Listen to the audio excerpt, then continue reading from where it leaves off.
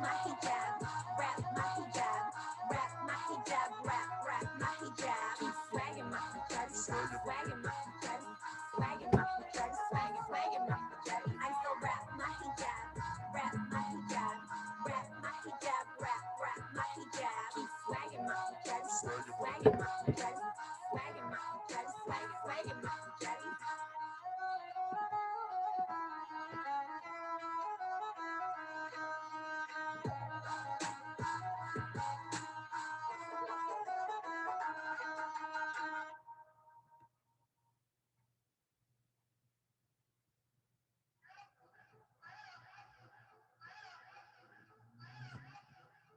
If you think this song is about you, I don't know what to tell you.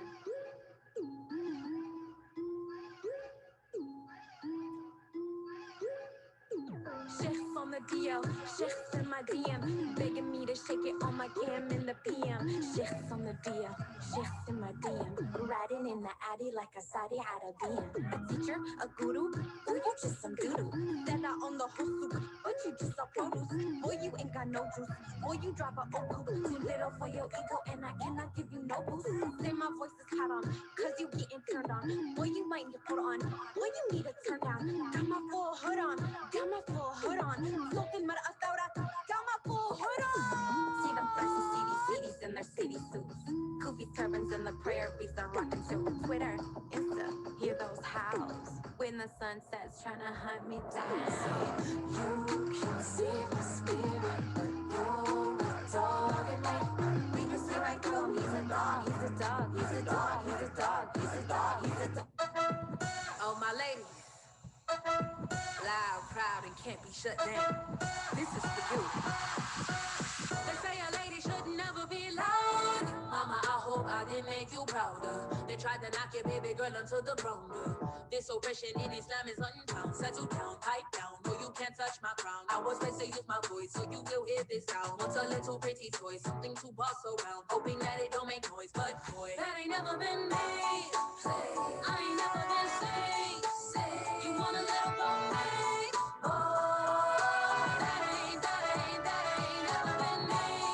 I ain't never been saved. You want a little more me?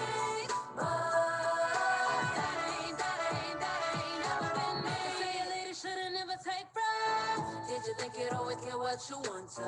You tried to hush me, but it's a risky stunt to. You tried to kick, but it's my turn to climb. Wind down right now. No, I'm not your puppy. I'm a 5-a-day sister, yo. Did you forget? Clearly, I'm me. All I'm trying to be. You see, I'm blind. Ain't no hustle. That ain't never been me. I ain't never been saved. You want a little more me? Oh, that ain't never been me. I ain't never been saved. You want a little more me? Oh, that ain't To shut me up is to kill me. I ain't gonna ever stop. People, you feel me? Murdered by cops appears to be the new lynch. KKK. Okay, so we're gonna get started. Welcome everybody. We're so excited to have you all here tonight. My name is Amira Ahmed. I will be co-hosting this event. But first I wanted to start with an introduction about what Muslim Women's Day is, and where it started and who we are. So if you don't know, Muslim Women's Day is celebrated every year on March 27th. This was started by Amani and Khatataba, the founder of MuslimGirl.com, in 2017 in response to the Muslim ban. And it's been going strong since then.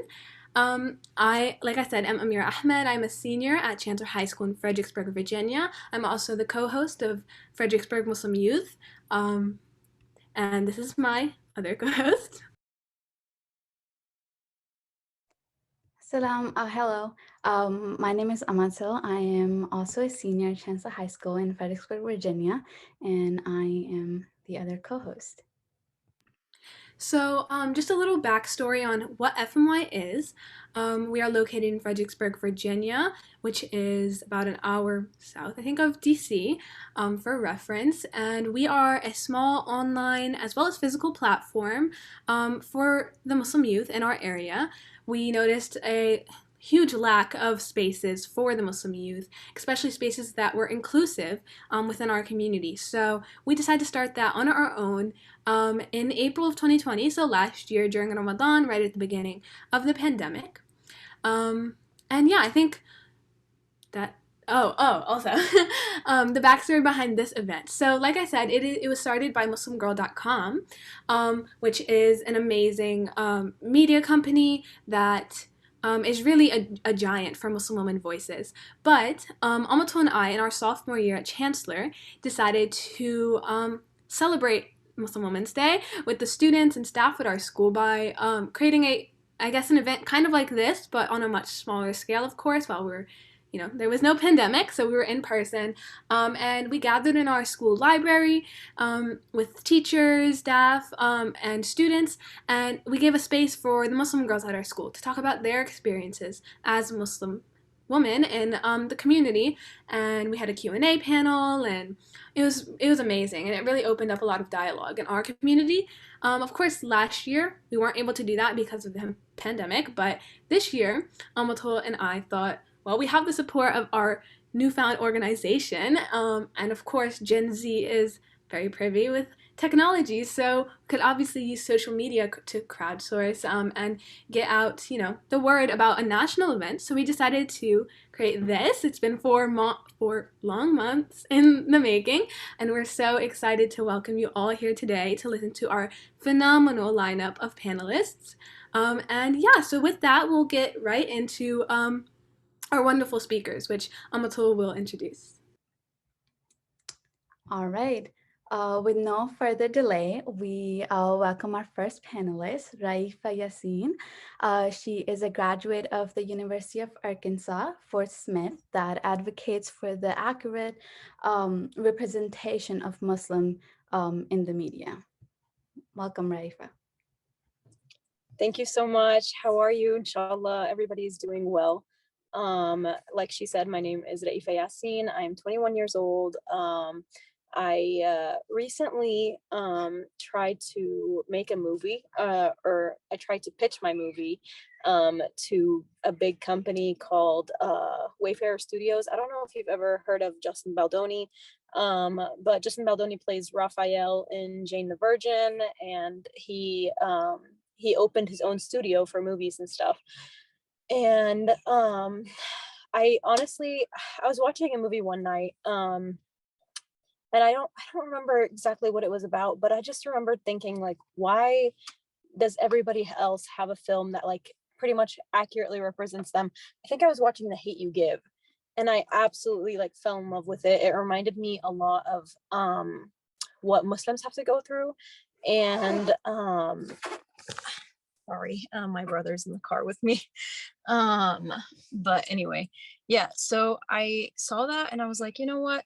Why don't I make a film about about Islam, like an accurate representation, like something about a hijabi girl going through life in America.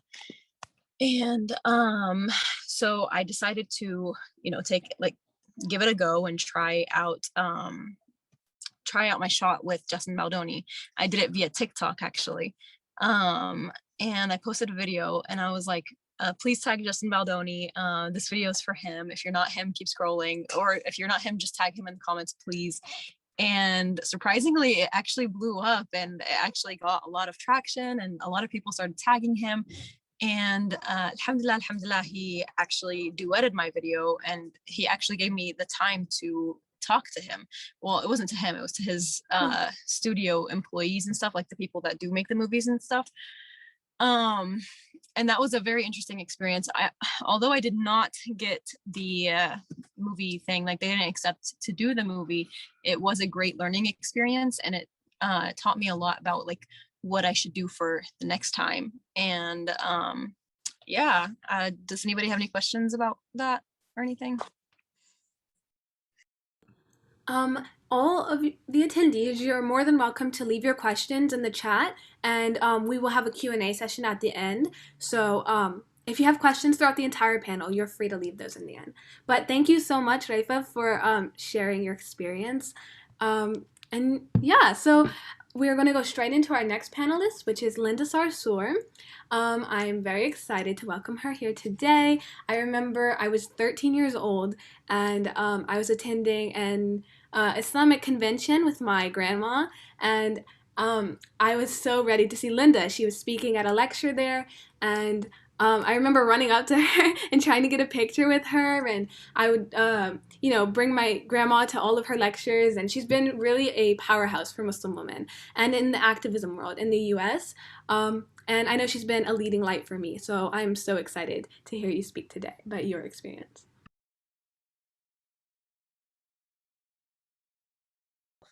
Assalamu alaikum, everyone. I am so honored and humbled to be here with all of you today.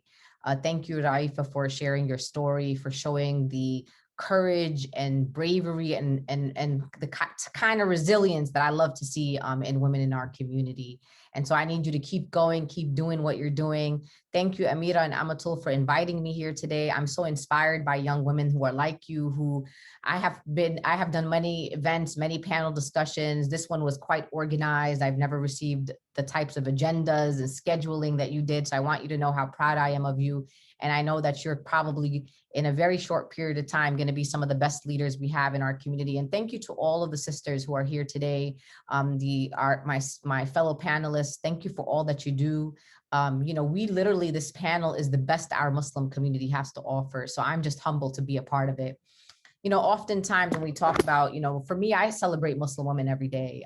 I believe wholeheartedly in sisterhood. I believe wholeheartedly in uplifting other women and celebrating women. When I see a Muslim sister in our community who publishes a book or publishes a great article in a major paper, or someone who wins an award for a documentary, or a Muslim sister who becomes the first, news broadcaster like we have in places like Chicago, or when I see a Muslim sister who runs for office and wins, I am excited. I see that as, it's almost as if I'm winning. It's almost as if it's my own accomplishment. And I encourage you all to continue to support one another, to lift one another, to be available to one another, because sometimes I feel like the whole world is against us. And if the whole world is against us, why can't we be there for each other? And that's the spirit that I come to all of you today. We as Muslim women, the amount of contributions that we have made in this world, just the amount of winning that we have done has been tremendous. I'm an organizer. I have been in many high profile places. I have been working in politics for almost 2 decades now. And when I see the Ilhan Omars and the Rashida Tlaibs and the sister Ghazala Khans, and I see Muslim women in our community who are like, we're not waiting anymore. We're just going to get up and we're going to do it. And we're going to run for office. And not only are we going to run, but we are going to win. When I went to the Women's March, many of you know, in 2016, and the end of 2016, I'm not going to lie to you, I was exhausted from organizing for the 2016 elections. I didn't really have it in me to be part of another big organizing moment like the Women's March. But I decided to go because I knew that if I didn't go as a Muslim woman, it may not be another Muslim woman. And that was a problem. And so I went there to pull up chairs for my Muslim sisters, my Black Muslim sisters, my Sunni and Shia Muslim sisters, bringing undocumented Muslim sisters to the table. When I watched the program of the 2017 Women's March, and I watched people like Sister Aisha Prime and May Ali, who is the daughter of Muhammad Ali, and Ilyasa Shabazz, who's the daughter of Malcolm X, and also Sister Zahra Bilu. And I watched our performers, and I brought it all out. I wanted to show America and reintroduce America to the diversity and brilliance of our Muslim communities. So, oftentimes as women, we're taught that there's only one seat at the table and that somebody has to take the seat at the table. I don't believe that. I believe that there are unlimited seats at the table, and that the table is as big as we want it to be. So when you get to a table, when you get to a space, pull up the chairs. I bring all the folding chairs. That's one of the things we're known as Muslims as big gatherings. We always have the folding chairs in the garage, pull them out. And I am willing to pull out as many chairs as I can for our Muslim sisters. Over the last few years, our community has experienced so much. And of course, Muslims in America have experienced discrimination for many, many years before there was ever a Donald Trump. To be clear, Donald Trump didn't introduce racism to me, or misogyny, or sexism, or Islamophobia, or any of the things that we saw under this past administration. our Muslim communities have experienced it under the George Bush administration, under the Barack Obama administration, under many administrations before. But what we did see under the Donald Trump administration is this new level of unapologetic racism against Muslims. It was like people just came out of the woodworks. I'm sure a lot of people already held these views, but they were emboldened to come out and be public about it. And so what I tried to do in the last 4 years, and it was very, very exhausting, but to really overcompensate courage. And I knew that there were little girls like Amira when she met me when she was 13 years old. And I go to a lot of these Muslim conventions. I go to every Muslim convention. Alhamdulillah, I'm offered the opportunity to have major stages in the Muslim community. And one of the things that's always at the back of my mind is that little Muslim girls are watching us every day. I'm talking about the 5, 7-year-old, 9-year-old little Muslim girls who are your sisters, who may be your nieces, who may be your own children, who are watching you. And so it is our responsibility as Muslim women to be unapologetic about who we are, to be bold, to be brave, to speak truth to power, to excel in everything that we want to do in any field, in any industry that you are in. And that's what I do in organizing. I don't want to just be an activist. I want to be the best activist that there is. I want to be someone that is my community's proud of, but of course, most importantly, that's someone that Allah approves of. And so I came here to celebrate with you all, to say happy Muslim Women's Day, to say that I stand with you every day. I celebrate you every day.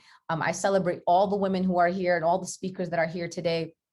And to remember who we are as Muslims, and that our Islam is not just about telling people who you are, it is about showing people who we are as Muslims. And I think women, we have a special gift of storytelling, of service, of compassion. Just the way in which we move in this world allows people to really understand our community at a very fundamental level. So keep going.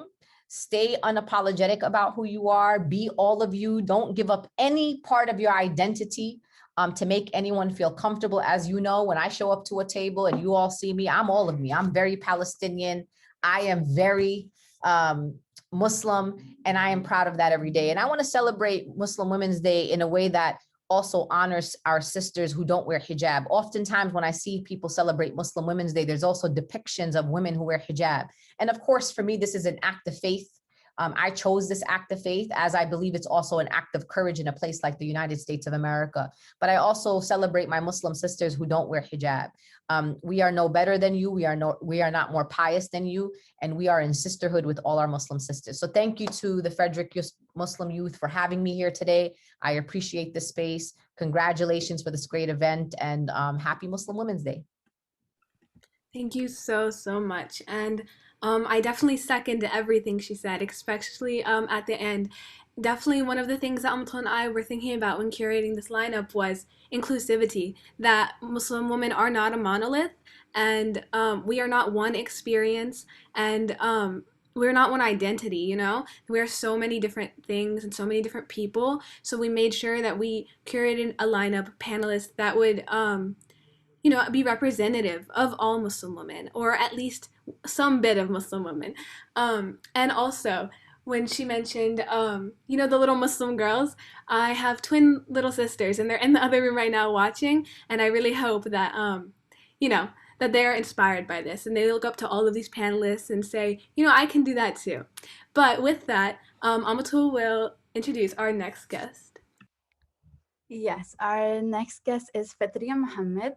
Fitriya is a current graduate student at Brook University and the founder of Muslim Women's Summer Basketball League in Toronto, Canada. Welcome, Fitriya. Yes, hello everyone. Assalamu alaikum. Thank you so much. I am more than excited, beyond excited to be here, and literally just being inspired by the panelists already. So thank you again for inviting me.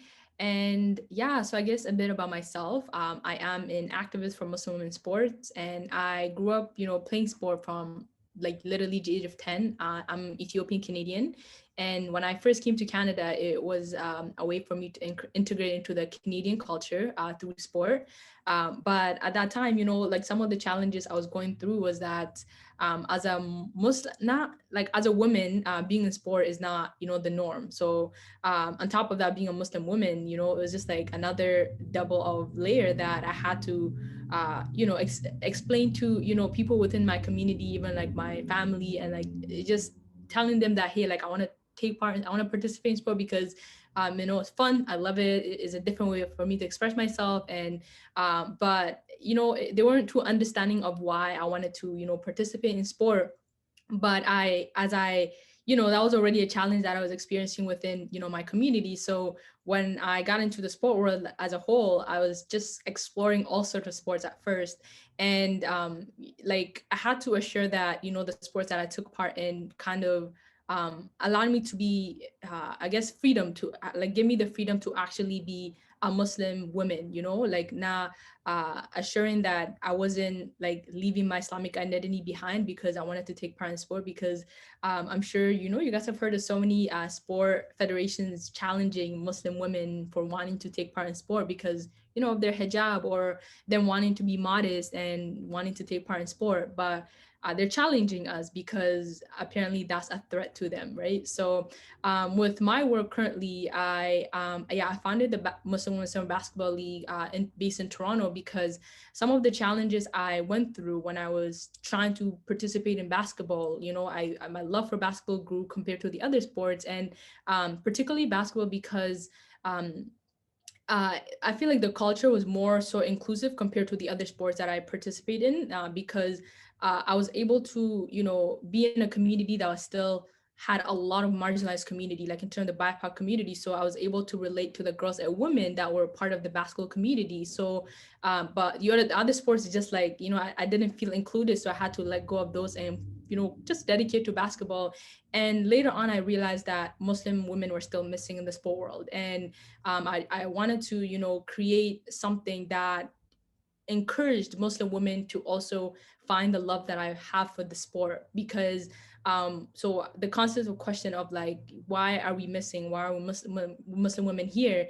And some of the question I actually received or challenges stereotypes that was following me from sport to sport was like, where, I guess as a matter of not knowing, like them thinking that Islam was actually oppressing us, like is a religion that is oppressing us. But when in reality, I was telling guys, it's a society that is oppressing us. Like, why would we practice a religion when there's so much freedom in our society? Like, we could practice whatever we want, but we chose this religion. But I feel like the media has portrayed it to be this, this is a religion that's oppressing us, but it's the society as a whole, that's actually oppressing us by putting this stereotype and stigma on us. So I had to, educate these people that I was always around, telling them that, hey, like Islam actually encourages every Muslims to be physically fit.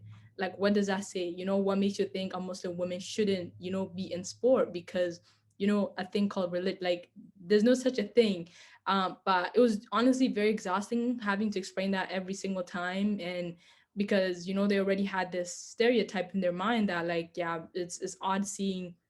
But I guess the fact that I was able to speak up and like to a certain degree educate them, the ones that were actually curious and willing to learn. But from there, I just knew that Muslim women were missing because of the environment that sport industry or sport organizations have already created for their own community, not like considering the other groups that would need certain accommodations. So I decided to study sport management because that's what I was truly passionate about. I knew I wanted to have an impact and just do something for Muslim women. And once I received my degree in sport management, I decided that, I was, well set up to kind of get the confidence that I needed to actually start a basketball league for Muslim women. And yeah, so I feel like that's how the journey began. So everything that I experienced, I was just reflecting it and seeing how can I make a difference for the next generation of female hoopers, and I feel like we've gotten certain attention, so we're definitely leading the right direction. And just individuals from different parts of the world reaching out saying that, hey, like your organization has inspired me to do something similar. My community is, that's literally the move that we need. And if we could stick together, we could literally lead the change that we were hoping for Muslim women. Yeah, I'm gonna leave it as that, but I'll be able to answer questions later on. But thank you. Thank you so much. We actually have one of our interns for FMY this year, Razia. She plays basketball as well. She's a freshman in high school, and I know she was so excited to listen to your story, and she definitely looks up to you. So thank you so much for sharing that. And as a fellow hijabi athlete, I don't play basketball, I run, but I resonated with that when you said it is exhausting constantly defending yourself in your sport, constantly being questioned, your ability, your athletic ability, which has nothing to do with what you wear, what you believe, is always being questioned. So thank you for taking part in that fight. But with that, Amatul will introduce our next guest. Next is Senator Ghazala Hashmi. Welcome, Senator. She is Virginia's first Muslim woman senator. She represents this 10th senatorial district. Welcome, Senator. Well, thank you so much, Amira and Amatul, and thank you to the Fredericksburg Muslim Youth for inviting me to join this panel. I'll share that I'm just so inspired listening to all the ways in which we see young women moving into different fields and professions, whether it's sports or in the media. So I'm inspired listening to you guys, and I certainly hope that our younger women who are on tonight are equally inspired. I know when I was younger and looking around for role models and trying to find myself reflected in a lot of different fields and careers in this country, I really couldn't find anybody. I never saw myself reflected in any way.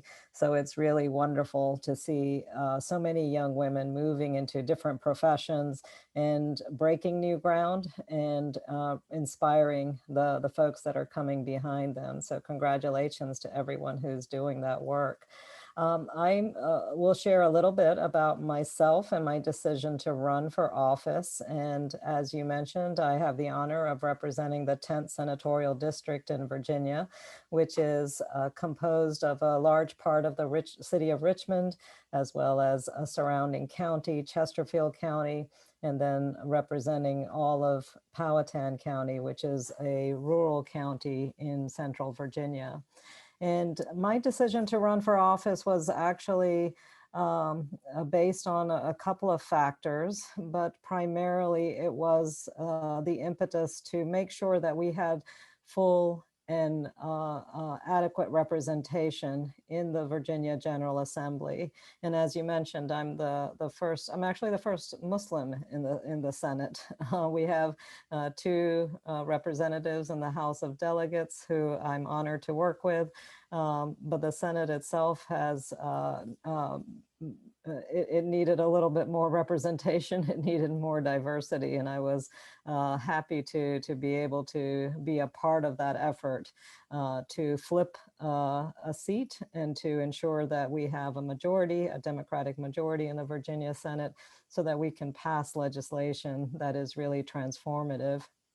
I decided to run because of Donald Trump. I decided to run when he began to target the Muslim community and made proclamations of scapegoating minority communities.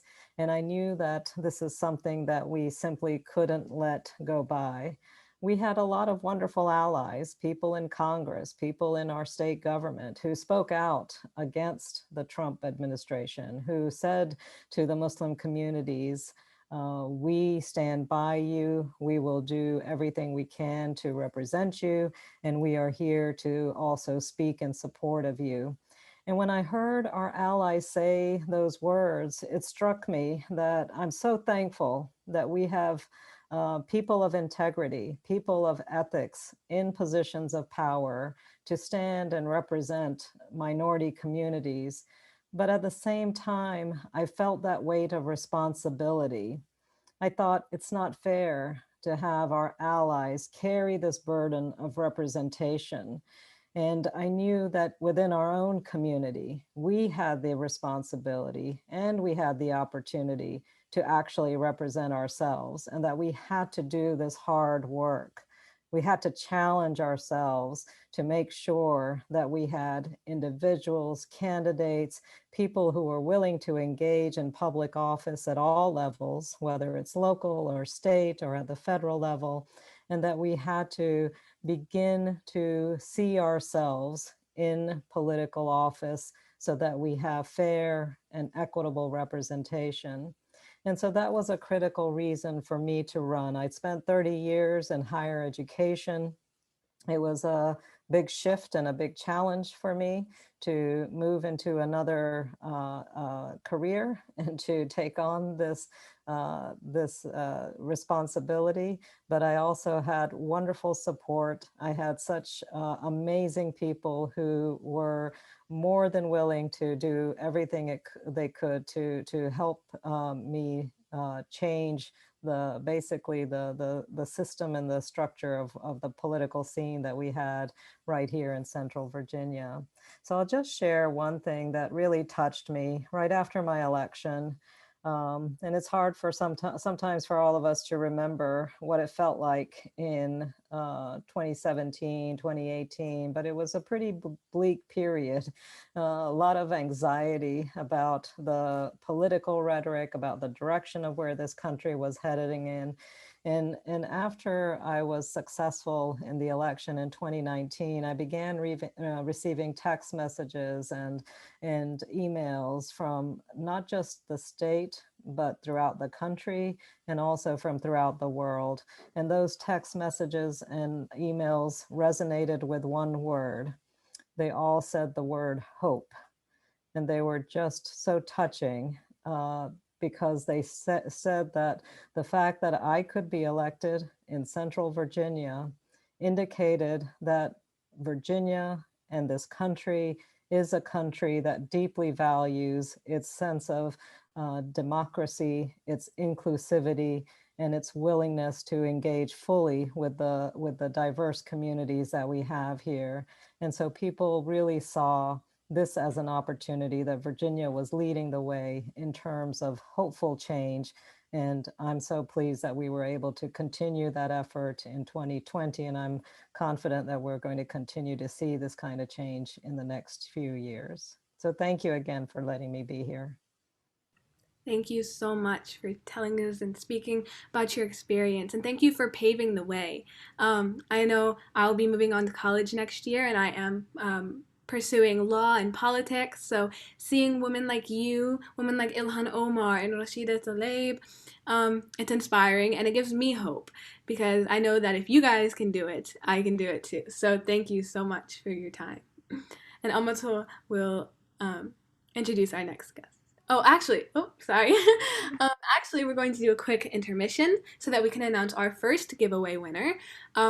We were sponsored by two Islamically owned brands, which we are so thankful for, Zudo as well as Nominal, which will come at the end of the event. But we did randomly select a giveaway winner for the Zudo giveaway. So Amato will announce the winner.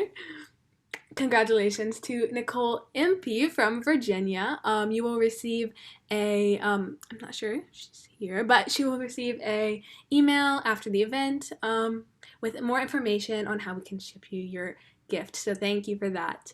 But now Amato will introduce our next guest. All right. Next is Yasmine Abo-Shadi. We are so excited to introduce one of my personal favorite creators. You may recognize her from your For You page. Yasmine is a TEDx speaker and a digital influencer that avidly pursues those sometimes uncomfortable conversation about the Muslim and Arab communities. You're so thrilled to hear from you tonight. Thank you so much. And I'm so honored to be one of your favorite creators. There's like a million out there now. So thank you so much. And like everyone else, I am so honored and so thankful to be invited to speak here and just to be in this space. I just absolutely love that we are taking the time to really appreciate Muslim Women's Day. So happy Muslim Women's Day to all those who celebrate. And I will get right to it. A little bit about me. Like she said, I am a TEDx speaker. I gave a TEDx about the hijab when I was 17 years old. And I hate watching it. I absolutely refuse to rewatch it because I just looked a mess. Another thing that I think is actually majority of my time is dedicated to would be two things. And those are being a digital strategist at a digital marketing agency. So my 9 to 5 is essentially doing marketing. And then as much as I can, I try to create as much TikTok creations as I can. So I'm a TikTok creator. And like she said, I think I am really passionate about just having really uncomfortable conversations about the Muslim and Arab communities. I think that there, as much as it's great, I think that there's a lot of things that we should be discussing on just being better, just because, you know, we want to be the best community that we can be and just be the best individuals that we can be. So that starts with having those uncomfortable conversations. So since, you know, that's, I'm assuming where they found me and they asked me to come speak because of, I am going to mainly kind of be talking about the things that I talk about on my page because I do feel like people are interested. And so I'll bring that here a little bit. And I think some people find it relatable. So I'll kind of share those experiences and then, you know, kind of go on with that. So in short, I live in a extremely pro-Trump town. So it is, I live in California, so it's liberal, but this is the most pro-Trump like city that there is. And with that comes a lot of, you know, racist and Islamophobic things that happen to me on a day-to-day. And when I tell non-Muslims, they absolutely don't believe me. They're like, you're definitely exaggerating, but like quite literally every single day when I'm getting coffee, when I'm getting sandwiches, like when I'm pumping gas, like I've gotten cussed at, I've gotten things thrown at me, I've gotten death threats. Like it's all things that I have to experience. And it's kind of become like my day, like it's part of my day now. And it's very unfortunate, but I do think that there is a silver lining to it. And I promise I'll get to the positives in a little bit. But I will say that being a Muslim woman, especially being a hijabi, because you are a very visible target. And like Linda Sarsour said, just because, you know, a Muslim woman is a hijabi doesn't mean that she is any more pious than a non-hijabi. I agree with that 100%. Unfortunately, being a hijabi, you're very visible. You are a visible target walking around. So, you know, if you're just walking, someone already knows what your beliefs are, and you just have to be at the wrong place at the wrong time. Unfortunately. So I think a few of the examples of the worst stories that I have would be, I used to work at a gym, and it was an all Muslim women's gym. And this is going to piss you a little bit, it's going to piss you guys off. So I used to work at an all women's gym, and of course, because it's all women, a lot of Muslim women were going there because they're more comfortable, specifically hijabis, because they don't have to wear their hijab in there. It was like no men are allowed, no cameras. It was amazing. So essentially, Muslim women were the backbone of the clientele. Without Muslim women, there would be no business. Unfortunately, though, the managers were super, super Islamophobic. And me being a hijabi Muslim girl, like coming and working with them, and when I would be working in the offices, I wouldn't wear my hijab. So sometimes I guess they didn't notice that I was around, or they didn't realize that was me or something. I'm not sure what that was, but I remember one specific instance where we had a client come in, and she was arguing with one of our managers, something with her membership. And after they left, the Muslim woman left and she went home, and the manager came in, and I guess she didn't see me in the room, but she started basically cussing this Muslim woman out and calling her a towel head and calling her all of these names. And I was extremely like taken aback, because in my head, I'm like, you wouldn't have a job if it wasn't for Muslim women. This business wouldn't be a thing for you. And so I said, excuse me. And she said, oh, you know, I'm just kidding. So I'm assuming she got a little frazzled and she realized that I was in the room. And so in moments like that, you're not really sure, because they're the manager. Sometimes it's people that you can't just be very like outspoken about, you know. Sometimes you have to be strategic with the way that you carry yourself. So that was an extremely intense situation. I've gotten things as I'm, just kind of grabbing coffee, like I said, getting sandwiches. But what I've learned through all of that is how to kind of speak up for yourself and being strong. And I think that if I wasn't a visible Muslim woman, I can't even speak on if I wasn't a hijabi woman, because I probably still would have gotten things. But being a very visible target in a very pro-Trump town, I had to learn how to respond. I had to learn how to carry myself and not take it personally. Because in the beginning, I would cry about it and I would be so sad and I would take it very personally and be very scared. And now it's just you build thick skin. I think that's the saying. So basically, one of the things that I started doing was going on TikTok and talking about that and venting about it. And it made me feel so much better, because a lot of people, by the masses, were saying, I relate to that. I'm not even Muslim and I understand, and I'm so sorry and I wish I was there to defend you. And I started hearing more stories of other women, Muslim women, who were going through similar situations. So it felt amazing and very, powerful to feel like you're not alone. So I think this is why I love this event so much, is because we're reminding each other we're all together, we're all here. This is a safe space, and we all will support each other. Because I already know if I see anyone talking to any woman, anyone in that way, I would be the first there to fight. Not really, but I'd fight verbally. And so basically, all in all, I'm just super thankful to be tested.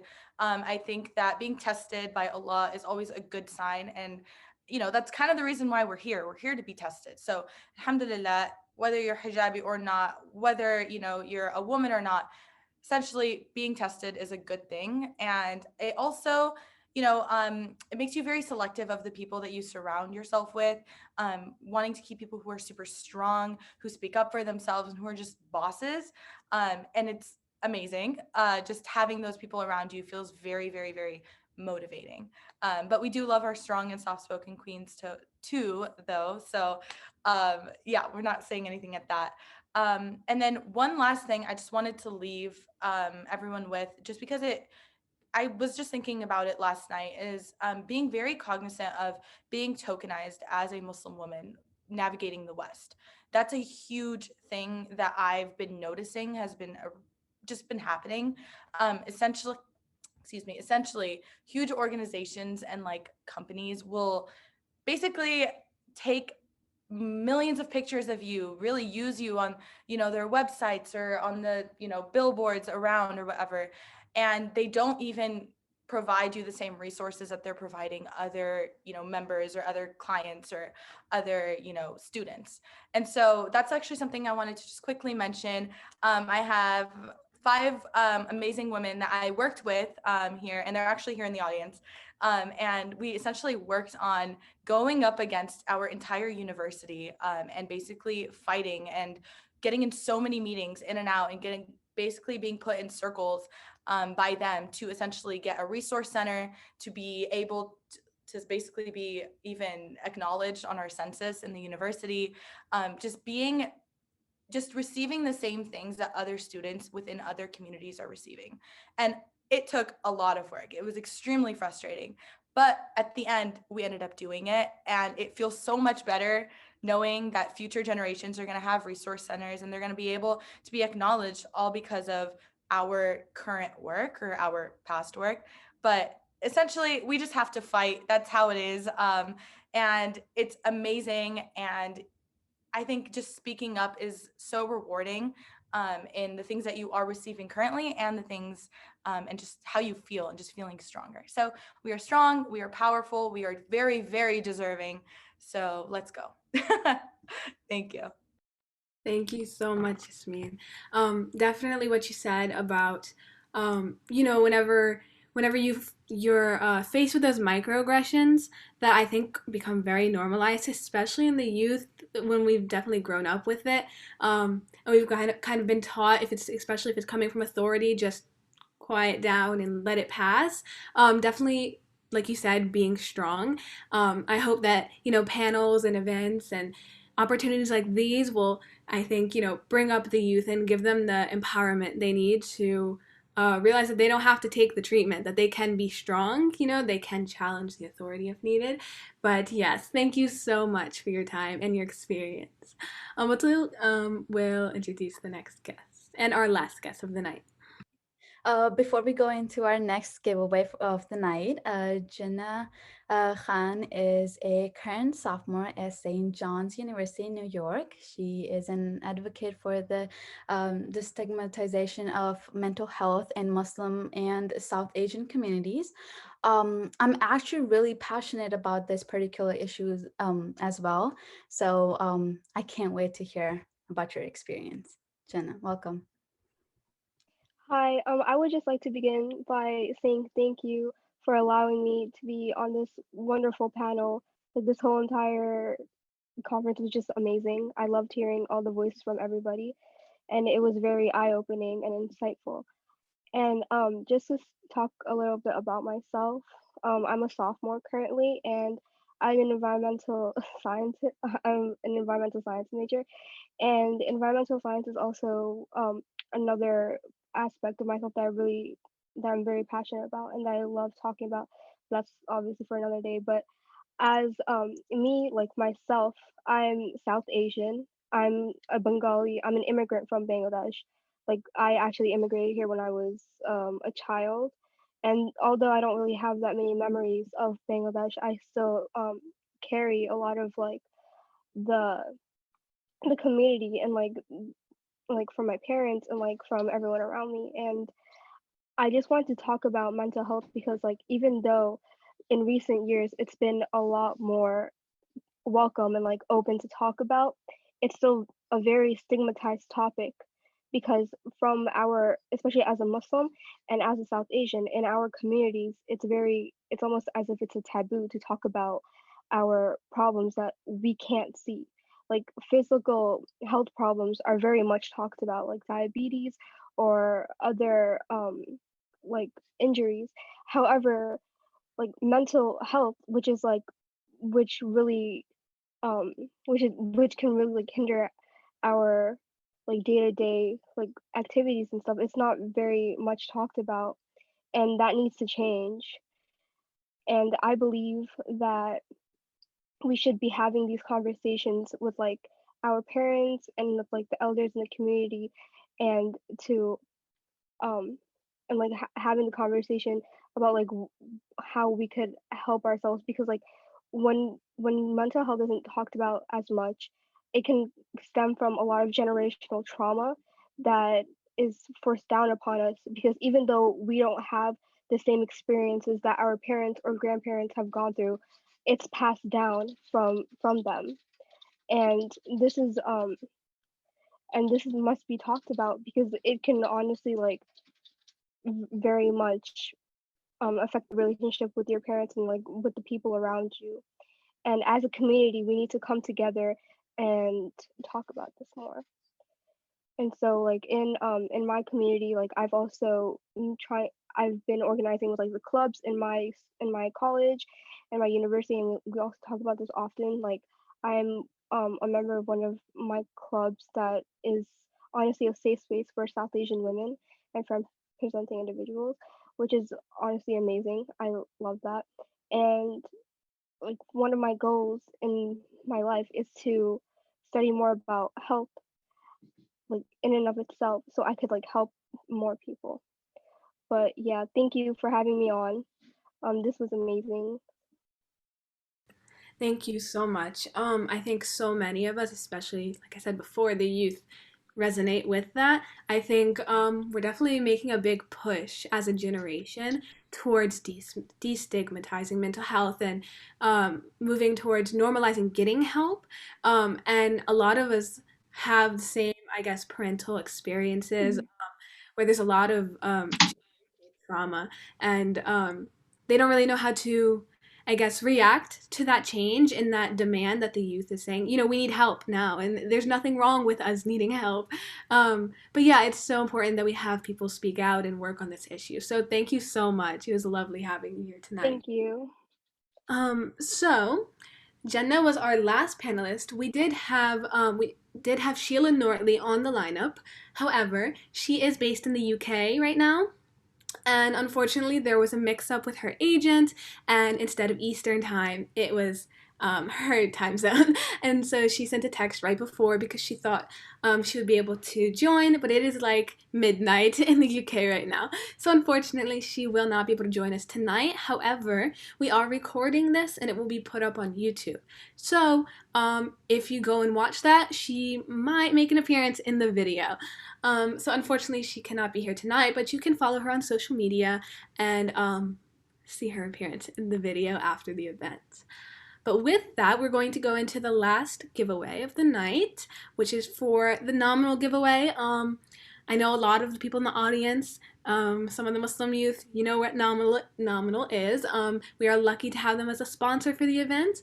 And without further ado, you can, so Kalani Dunn from California is the winner of this giveaway, and we'll also send you an email right after with all the details.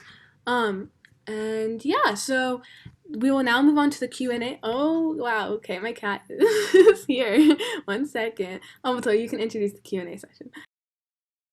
All right. Now everyone have the opportunity to ask our lovely panelists any questions they have. You can leave them in the chat, and I and Amira will read them. But please raise your hand if you would like to talk so we can unmute you. And yeah.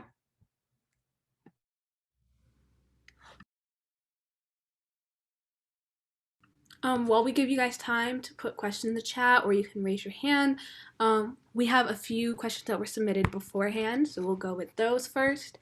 This one I think was, I guess, geared towards Yasmine, but can be answered by any of the panelists. So whenever you're confronting, you told us about your situation confronting authority. What advice would you give to the Muslim youth, or just Muslim women in general that are, I guess, they want to confront those situations, but there's a bit of fear there because, a lot of the time there's a lot of, could be retaliation from authority. What advice would you give? Yeah, so great question. I was asking the same thing when I was going through it. I think, first of all, I think that you shouldn't stay connected to something that is no longer serving you well. So what I ended up doing personally was I just quit because I was like, what, this job doesn't pay me enough. I'm not like, there's no reason for me to stay committed to this company that doesn't value its clientele and its employees. So, and is just straight up Islamophobic. Like there's just so much wrong with that. So I think it took a little while because I was very stressed out about like where I was going to go or what I was going to do.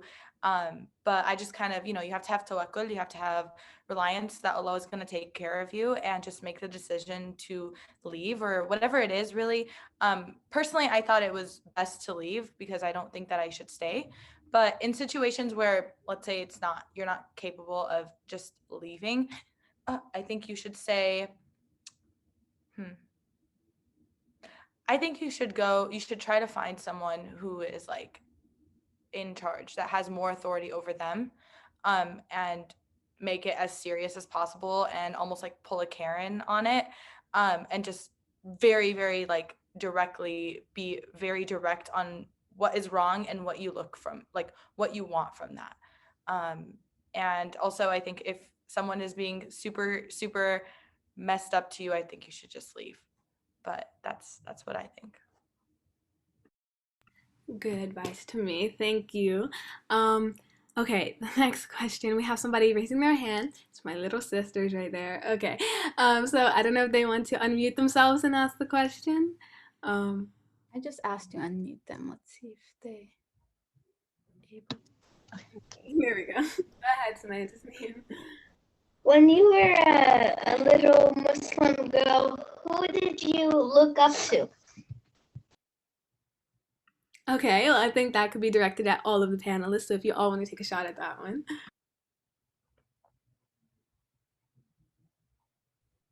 I'll answer this question. So I used to live in an apartment building where there were these two girls that were a lot older than me. They were in high school. I was in like elementary school, and they were Muslim, and they were also Bengali, and I looked up to them a lot, and they were just so resilient and so like proudful of their identity and of who they are. And I remember there was this one incident where one of the girls, one of the older sisters, they were both sisters by the way, but one of the older sisters, she's a hijabi, and she told me about this instance where she actually got hate crimed for being a Muslim woman wearing a hijabi, wearing a hijab. Oh my god, wearing a hijab, and that honestly just really struck me about all the Islamophobia like within the community. Like no matter how like internalized it is or like implicit or how explicit like the Islamophobia is, like it just targets like anyone, and like even like the ones that you think, the ones closest to you, and the ones that you think are so strong and like and aren't, and you would just never expect that to happen. And it honestly just like opened my eyes up when I was a kid. And her response to that was so amazing. She was like, well, like it doesn't matter that they did that to me, because I'm still going to be wearing the hijab no matter what at the end of the day, because it's a relationship with me and Allah. Like this is who I am. And that honestly was so powerful to me. And like even today, she's so inspirational. She's a nurse, and she's also an influencer on Instagram. So she's honestly just so amazing, and I still look up to her. Like I still contact her like on the daily, and yeah, that's who I would look up to.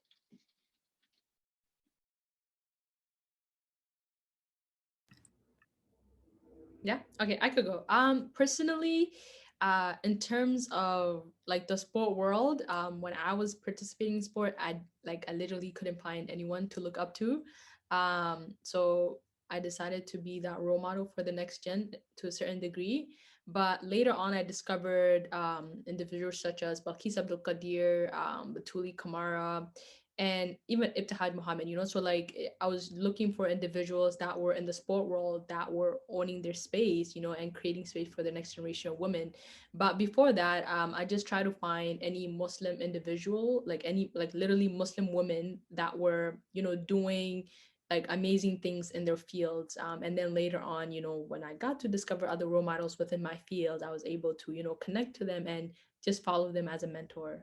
So yeah, that's what I definitely recommend if you're trying to find someone, to look up to as a role model. Like search up a field, like, if you already know a field that you're interested in, try to see individuals that, you could resonate to, because I feel like there's going to be a better connection, and they're just going to inspire you to like a next level. Great answers. I wish my answers were that great. I think when I was younger, I didn't know exactly what I wanted to do with my life, so I couldn't really find, someone in the field that I liked. But I think when I was growing up as a Muslim girl, I wanted to look pretty. That was like my ultimate, like that was my goal. I just wanted to look stylish. I wanted to look pretty, and I had started wearing the hijab, so I really wanted to find a way to make it look good, because, growing up, like you go through like phases. Like hijab is not, you don't just go into a cute phase. Like it takes a little while to get there. So the people that I looked up to were the fashionistas when Instagram was just a thing. So Marwa Atiq, the founder of Vela Scarves, and then I'm pretty sure like all the ones like Maria Alia, like it was just all the fashionistas on Instagram. Those were like my, like I was like, I want to dress like her, I want to look like her. Yeah, so not as deep, but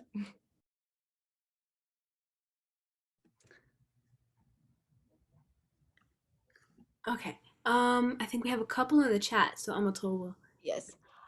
This one is from Dima. She said, comfort in my identity as a Muslim woman is something that I'm not sure if she meant it or didn't come easily to me, especially growing up in area with few Muslim. I felt very different. Her question is, how did you all find more courage to speak out about issues surrounding Muslim women and about being a Muslim woman in America in general?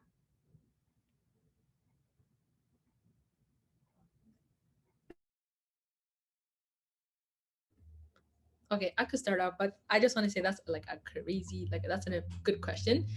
Very thoughtful.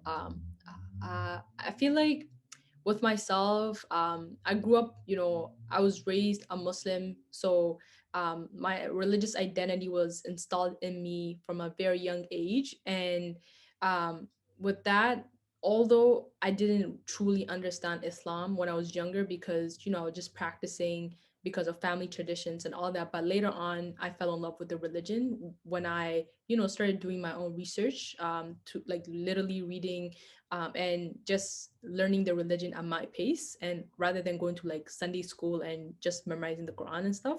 So it takes time. It's not easy. I really do want to put that out there, especially if you're not in an Islamic country. Like it's just like, triple, just challenge. And in terms of my purpose, I feel like uh, I went through, as a Muslim female athlete, visibly Muslim female athlete was challenging. I knew that, some Muslim women didn't want to be, for example, Yasmin's story about like the gym, like they don't want to go to just like a normal gym because, they don't feel comfortable, so they need to have their own space. So I realized that that those are some of the reason as to why Muslim women weren't participating in sport, because the space wasn't for there, wasn't there for them. So I remember remembering some of those challenges when I was, now reflecting on it, like what was the reason, like why weren't they there? So later on, I was literally asking God, like, what is my purpose on this world? Like literally just, asking God for guidance. And I was getting closer to finishing my degree. Like, what am I doing with my, like, what's next? I was just truly confused, but I knew that from being in every room, I recognized like I was literally the only visibly Muslim woman in any sporting events that I attended. So I knew that that was already a loud and clear message. And you have to be bold, you have to truly be bold, to own up the space. And even though you're not going to say anything, but people recognize you because you're a Muslim or visibly Muslim.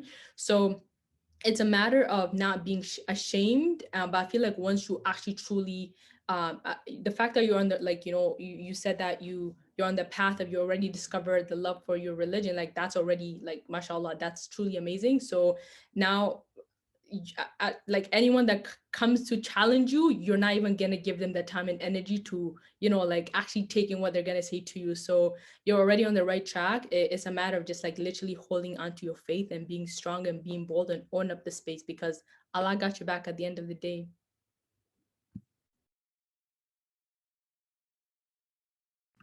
Thank you. Okay, we have 2 more questions as of right now, maybe 3. Okay, this one I think is directed towards Jenna. How would you suggest going about the destigmatization of mental health in the Muslim and Asian community? How to combat it in a sense? What could one do in their community? Well, I think one of the biggest things would be to speak up about it and like to talk about it, like with with your parents as a start, or with your community as a start. And like just the fact that you acknowledge that you need help is such a big thing. And like mashallah, you know that. And like, just like getting help first is is like one step of the way. And also, it's I would say that it's like a very, to just destigmatize like as a whole, it's a very complicated like topic and very complicated issue. But I feel like when you're with a community that supports you and that like has your back, like it's a lot more easier confronting these issues. So that's how I would go about it. Thank you. Okay. Now I have a question actually for Fitriya. As a fellow athlete, I know I've experienced a lot of the universal experiences I think that hijabi and Muslim athletes really experience.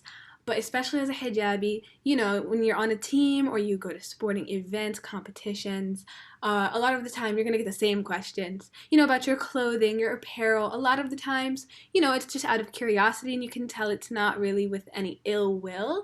But sometimes people, I guess, are reluctant to accept that just because it's a reality that they don't understand.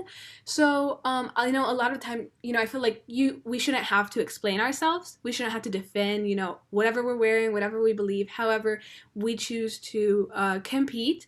But how do you face that? So have you had any experiences like that in your time as an athlete, and how do you confront that? While I guess acknowledging that it is not your responsibility to validate your choices, but while also with the intent of educating others. Yeah, again, wonderful question. Yeah, I feel like I was saying it earlier that it's very exhausting repeating the same thing over and over and over again. But I feel like there's been a lot of media attention around Muslim women in sport now, and there are literally activists for Muslim women in sport that are in different parts of the world that are advocating for Muslim women. At this point, if you are a part of an organization and you don't know something about the Muslim women demographic, they fail as an organization, because organization it's supposed to have reflect their community and their society, right? So I feel like it's sadly you shouldn't disappear from that organization, but it shouldn't have to be like, sorry, you have to a certain degree, you have to somewhat explain to them like why you have to wear it, or maybe even send, if you don't want to explain to them anymore, like literally I'll email you a source that you could read to have a better understanding of why I need to wear my hijab and why I need to dress this way, or like just yeah. But yeah, I feel like, I don't know if that makes sense, but it's truly exhausting. Is one of those things you just have to be mindful of. But as an organization, like that's literally with my advocacy work, that's what I'm doing to actually educate every sport organization like at the international level, so Muslim women shouldn't have to be at the center of attention as to not participating in this tournament because of their religious identity. I really hope that answers your question, because I was just running in circles. No, it definitely does. Thank you. And we actually have another question that's geared towards you. But from Razia, a fellow hijabi hooper, she is asking that, it's really hard to dress modestly sometimes while you're playing. And how did you wear your hijab while playing basketball so it wouldn't get in your way? Yeah, so I guess could you share some of those experiences or advice with her? Yeah, absolutely. Again, wonderful question. I love like their targeted sport like basketball, so let's go. At first, when I started playing basketball, literally there wasn't a sport hijab. Now there's like literally over, like there's so many sport hijabs that's out there. If you're not supportive of Nike, bro, you don't need to buy Nike. There's other Muslim oriented by Muslims like that actually have sport hijabs for women, and the material and all that is either better than the Nike or is close to. So like it's the fabric, like, so you don't even have to worry about if you're chasing the brand, don't even chase the brand, because the quality at the end of the day is beautiful. And in terms of modesty, with my, I just make sure I'm wearing as literally, I don't like tight stuff on me. That's my form of modesty. So I like to, it doesn't matter the occasion, I always try to wear as loose as possible, because that's just what I'm comfortable. So even I make sure that showed on the court too, when I'm playing sport, or even I'm at the gym, I literally would wear like extra large t-shirt and like joggers, and so yeah. So just like literally the way you would feel comfortable. Everyone's comfort is different level. If you're comfortable wearing like tight long sleeve, that's your way of playing it. So don't because I feel like when I started playing at the beginning, some of the challenge was like, oh, should I wear shorts too, like, because I felt like I had to fit with what my team was doing. But I have a religion, my religion is Islam, so it's one of those things I was like contradicting myself with, like, oh, I have to do this because I have to fit with what they're doing, so I could feel like I'm part of the team. So don't feel pressure to fit in with your team, because everyone's practicing different things, and your religion, it requires for you to be modest. If you're a hijabi, there are certain things, you have to, there's certain way you have to show your modesty and your Islamic identity. So, and in terms of shorts, I would always wear tights under my shorts. So, and then, my shorts are like literally always are large or extra large, because I like the flowy aspect as well. And then I'll always wear long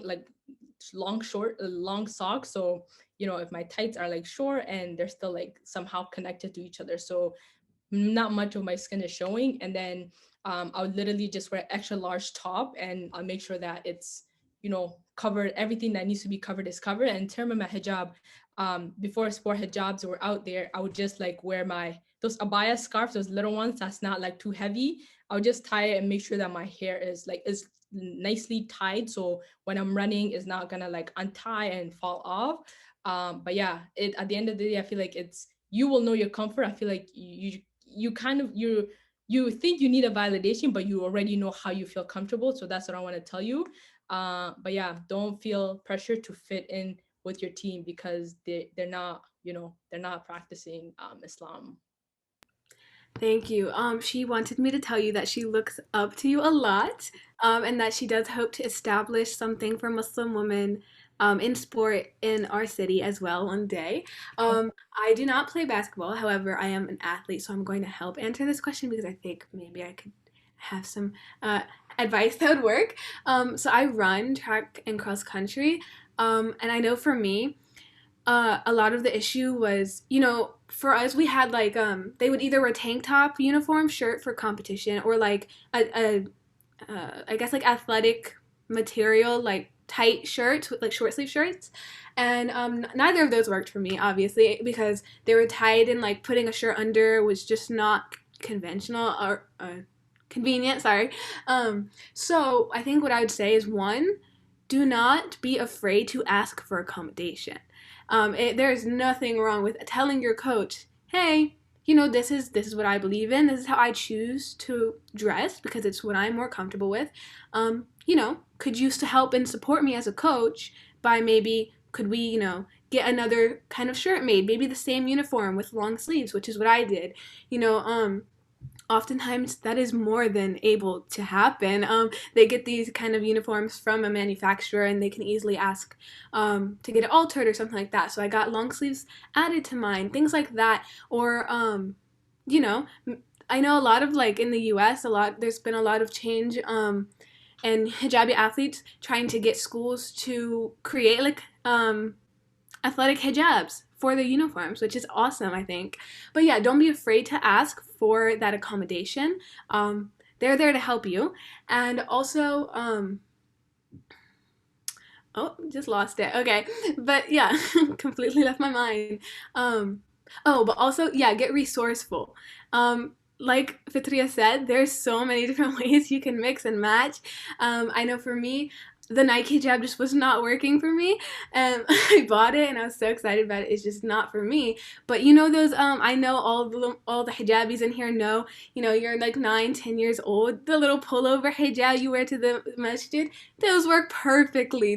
As long as they don't have like diamonds or anything on them, they work fine. That's what I wear to this day. So definitely get resourceful, and don't be afraid to ask your coaches, your teachers, your mentors for help, because they're there to accommodate and help you. Okay, and then let me see. I don't think we have any more questions in the chat, but I wanted to gear one more questions toward our panels this evening, because I know that we have a lot of support from our local community here tonight. We have a lot of teachers of Amatul and I, a lot of community members here that are not particularly from the Muslim community and came here to learn how to become allies. So I'd like to gear this question toward all of the panelists as well as Amatul and I, is how can they, I guess, help in our fight to break down those stereotypes? How can they help the Muslim community, especially Muslim women, in being an ally? What direct action can they take, and what steps can they take to make us more comfortable and uplift our voices?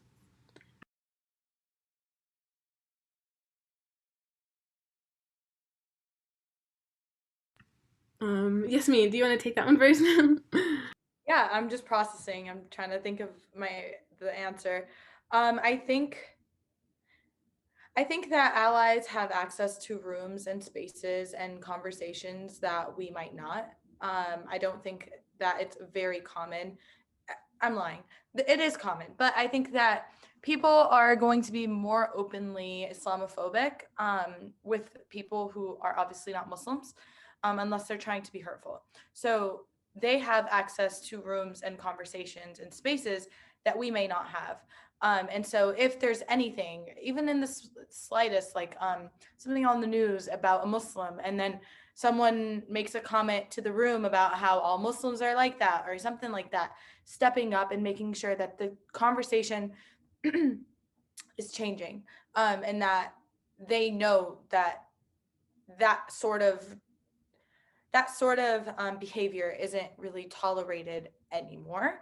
So that's one, just speaking in conversations for us that we are not invited to.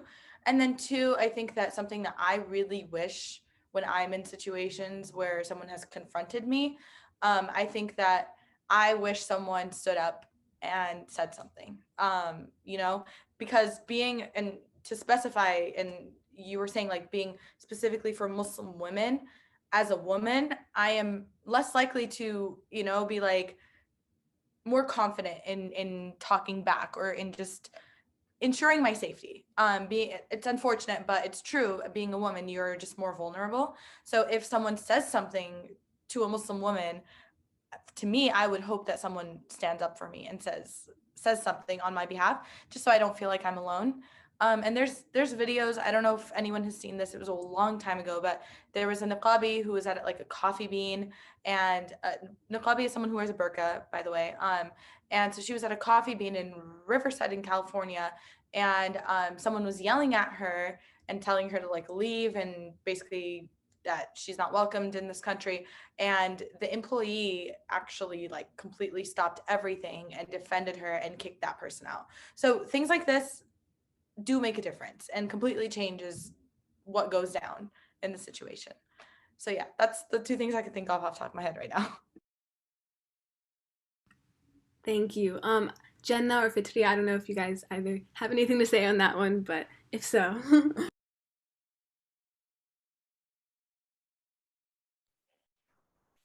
I think Yasmine like shared everything that is like necessary for our voices to be heard and to be uplifted. I think like one of the biggest things that allies can do is platforming other Muslim like women or like Muslim like people, like instead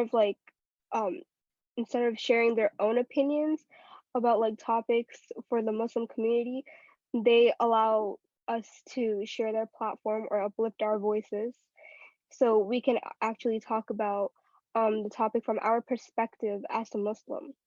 Because I think that's what's like most important, our personal anecdotes, because that helps a lot.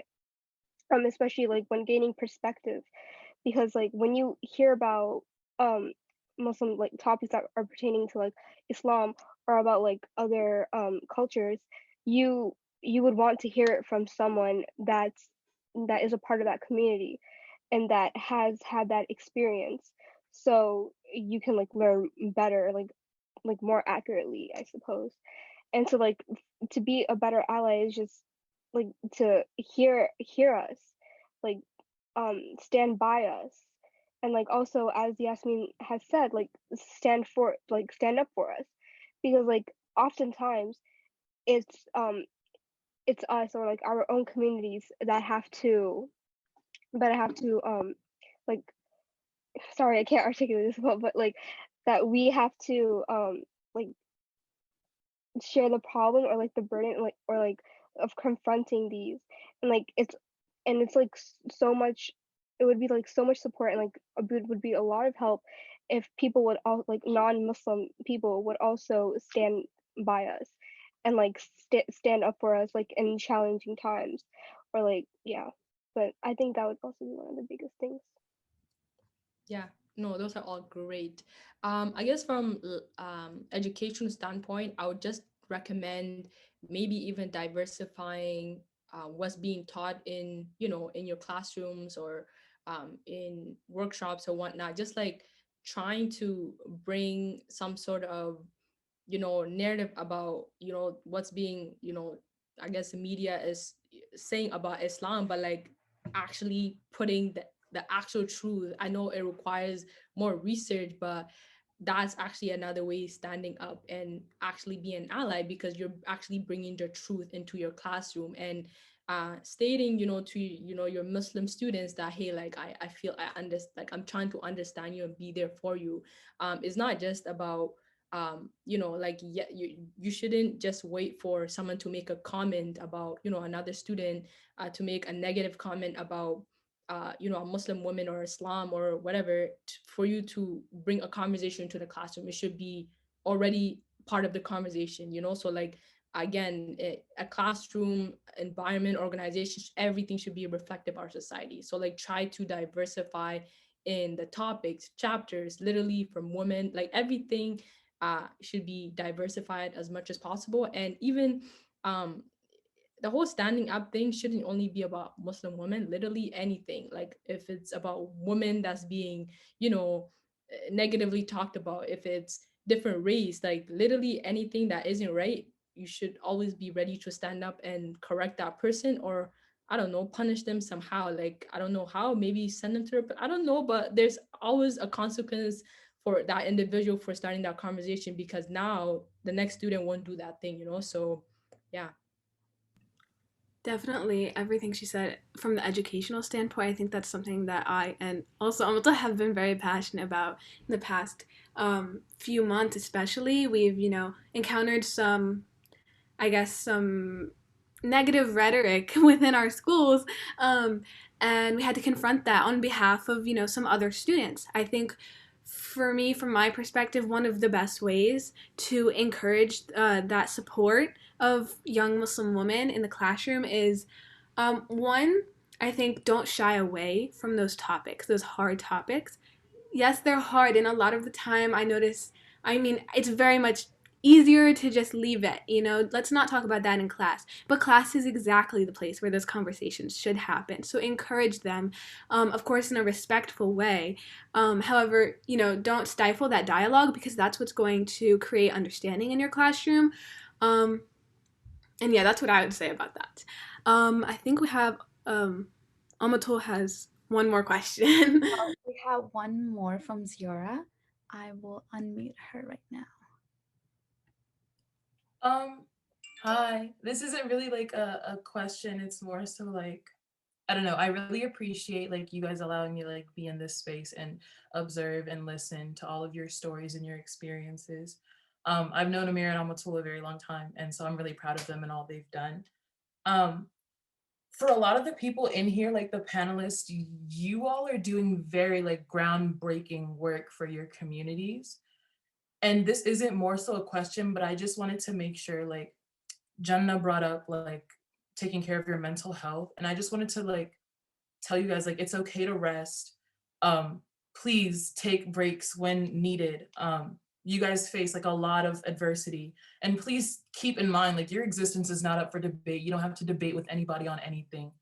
So yeah, that was something that helped me. Like, I'm not Muslim, but I'm Black, and I have to like endure a lot of similar things as far as having to debate my existence with people. And so I just wanted to like share that. Thank you so much. I guess you already gave us a very good advice, but I wanted to ask you guys if you can give a piece of advice to the fellow athletes or fellow content creators or fellow advocates, or just especially with the content creator. I know they happen to get a lot of negative comments and hate. So Yasmeen, how do you deal with that? Or is there's like an easier way, or how do you personally deal with it?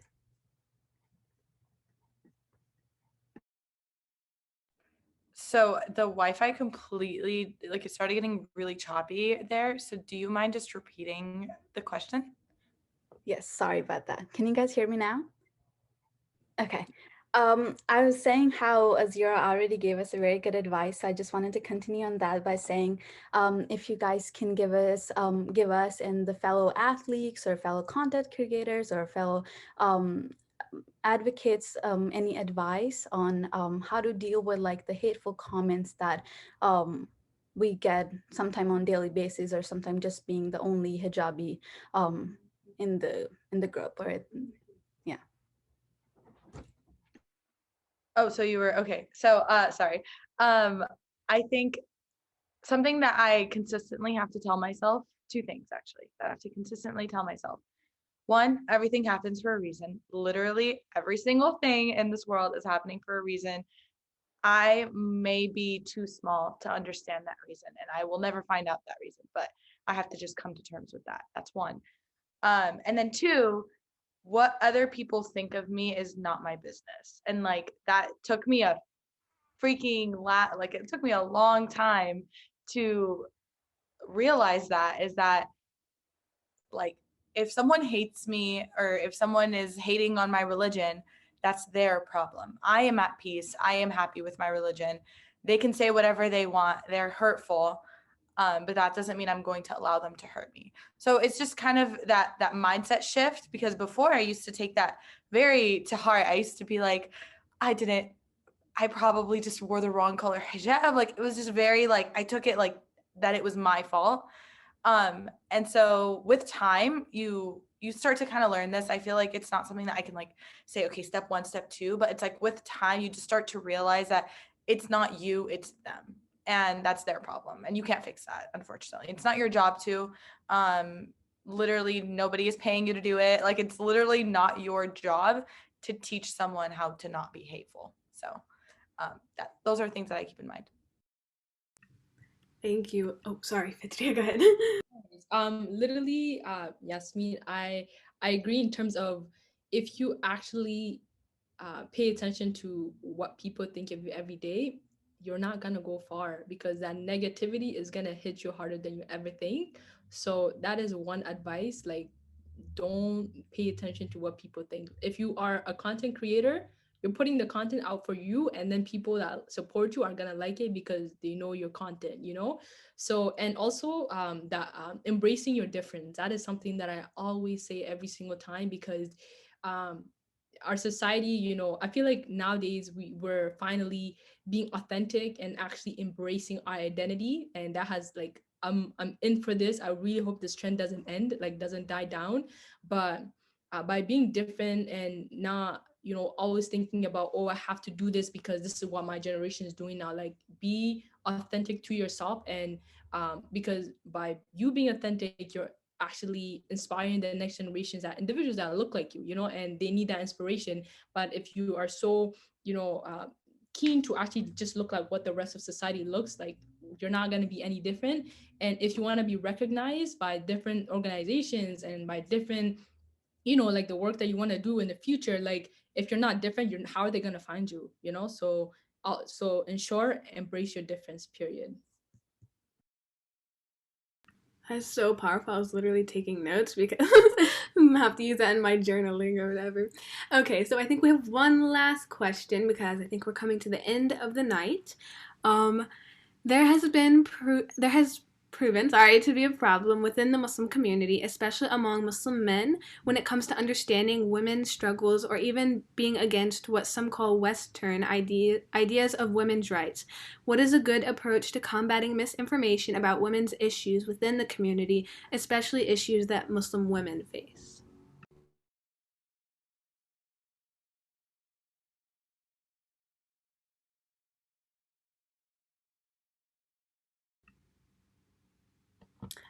I'll start on this one. I think, Yasmine, this is something you talk about a lot on your page. This is great, but I know from my perspective, this happens a lot. I've gotten a lot of questions just in my personal life, friends, people in my community that kind of come back at you with that, well, the Muslim men in your Muslim community are, you know, misogynistic or this or that, and they follow these certain ideals, which you know, that is something that I guess organizations like Umtul Eyes are trying to combat, you know, creating that new inclusive space, because a lot of the time the traditional, I guess, older Muslim community can be very exclusive, very still rooted in misogynistic values, and I guess a lot of the time their Islam is influenced by culture and not so much Islam, which has a really bad effect on, I guess, perception also of Muslims in general. I think that, you know, while of course you know, Western media and etc. has a huge impact on demonizing Muslims, and in the West, I think we also have a big part in that by always letting our culture influence our religious practices and what we put out there to the world. That didn't really answer the question. I'm gonna let Yasmine do that, but I think that's kind of what her question meant.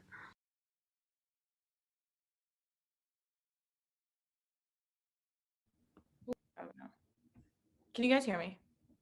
Okay, cool.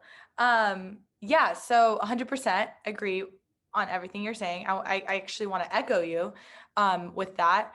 But I will be honest, I'm not exactly sure what the way to answer that question is. So I'm just going to say what I typically say when I get that kind of question about, about the Muslim men and about, that we're oppressed and that we have this whole narrative that we are basically these weak women who we're forced to wear the thing on our head, or we're forced to be modest and we have to comply and be basically submissive to men. I say, first of all, you're not listening to the Muslim women. Have you heard a Muslim woman say that? And then when you do listen to a Muslim woman, just like you were saying, there's a very big difference between culture and religion. I'm going to speak on the Arab culture because I'm Arab and I don't think I can speak on any other culture. But as a Arab Muslim, I see very clearly that the Arab community does have issues of misogyny. Very clear. These are conversations that are needed to be had. However, Islam is quite literally, the religion, if you look at history, that gave women rights. And nobody wants to talk about that. Everyone forgets that. Literally, women were not allowed to vote. Women were not allowed to own land. Women were looked at as property. And then Islam came around and Islam said, no, you're allowed to vote. You're allowed to own land. You're allowed to work. And one of the wives of the Prophet Muhammad ﷺ was a businesswoman, and she was like killing it. She like owned more than half. She owned a majority of the market. She was so big. And nobody wants to talk about that. So everyone always just assumes this very stereotypical look at Muslims of like, oh, they're the ones who like live in the desert. Like, they're very, I'm forgetting the word, but they're basically uncivilized. And the women are submissive, and that is absolutely not true. And I think that we don't give Muslim women enough platforms to prove that of them, like themselves. And unfortunately in the media, and unfortunately she left, but we don't see ourselves on TV. And if we do, it's always a hijabi who takes off her hijab and now she's liberated. So again, we're pushing this belief that Muslim women are submissive and oppressed. Completely unfair, huge problem that needs to be dealt with. So I'm not sure if that exactly answered the question, but that's kind of like my response when someone says something to me about like, are you basically oppressed? Like, are you forced? Like Muslim men, all that. So yeah.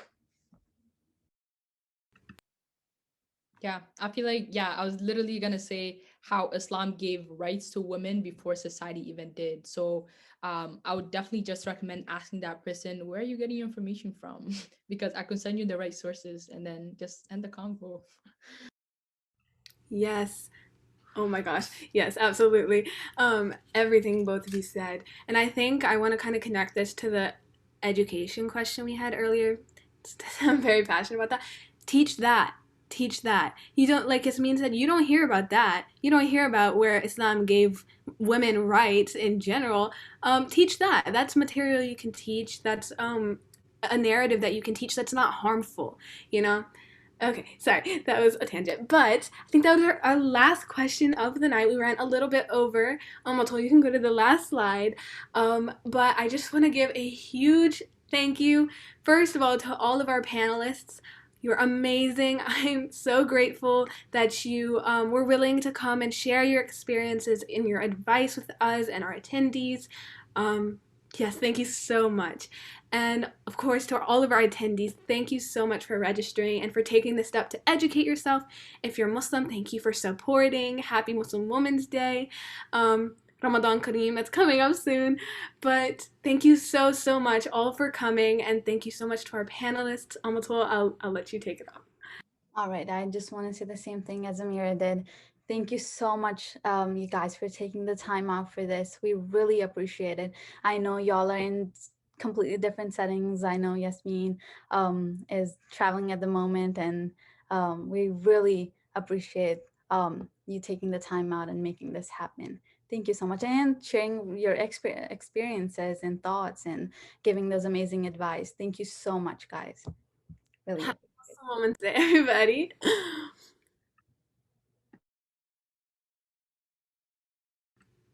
And have a great weekend too. Rest of your weekend.